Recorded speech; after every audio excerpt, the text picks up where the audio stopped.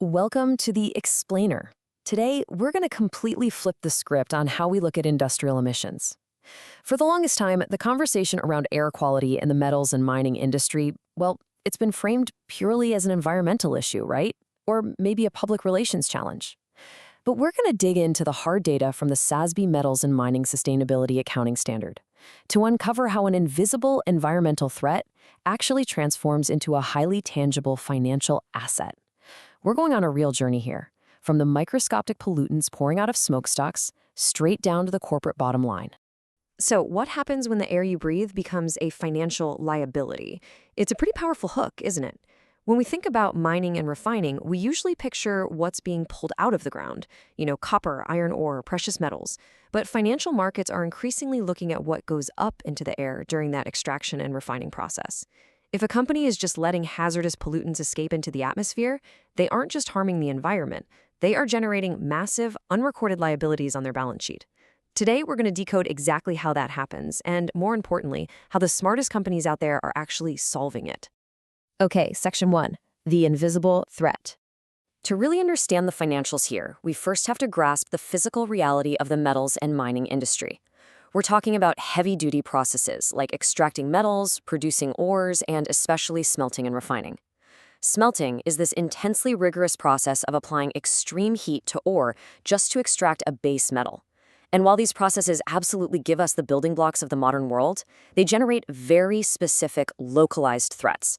See, unlike global greenhouse gases, the non-greenhouse gas emissions from smelting pack an immediate, concentrated punch to the communities and ecosystems directly surrounding the facility.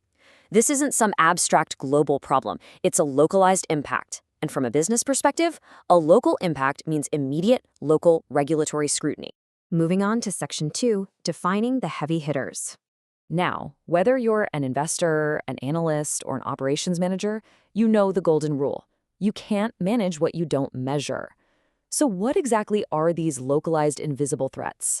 The SASB standard doesn't just wave its hands and say pollution. No, it gives us a precise scientific roster of exactly what needs to be tracked in metric tons. We're talking carbon monoxide, oxides of nitrogen, and volatile organic compounds.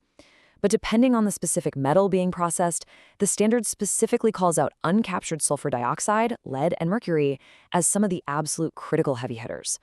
These are heavy metals and toxic gases that, if they go uncaptured, pose severe neurological and respiratory health risks to nearby populations. Tracking these specific outputs is literally the baseline for understanding a company's true operational risk profile. And to understand just how stealthy these threats can be, consider this number: 10 micrometers. This relates to particulate matter, or PM10. The SASB standard defines this as any airborne, finely divided solid or liquid material with an aerodynamic diameter less than or equal to a nominal 10 micrometers. To put that into perspective for a second, a single human hair is about 70 micrometers across. So PM10 is incredibly tiny. So tiny, in fact, that when inhaled, it can just bypass our body's natural biological filters and lodge deep into the lungs. By defining this mathematically, the standard takes an invisible, abstract concept and makes it a hard, trackable, and ultimately manageable data point. Section 3, local risks, global rules.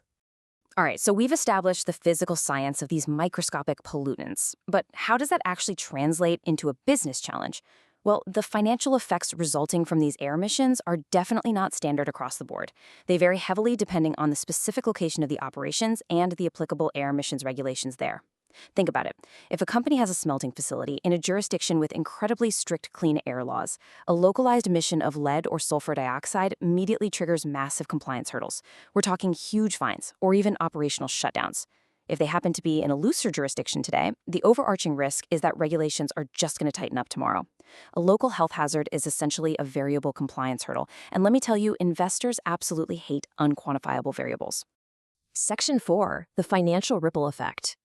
Now, what's really interesting here is how we transition from the environmental side of the house directly over to the accounting side. We really need to debunk this myth that tracking environmental emissions is just some bureaucratic exercise in red tape.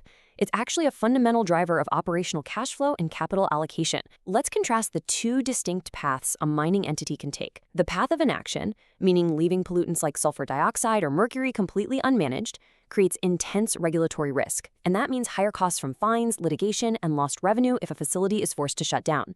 Conversely, the path of technological mitigation requires an upfront investment to capture these pollutants, sure, but companies doing this don't just appease regulators, they achieve long-term operational efficiency. Basically, doing nothing is incredibly expensive, while being proactive acts as a solid financial safeguard.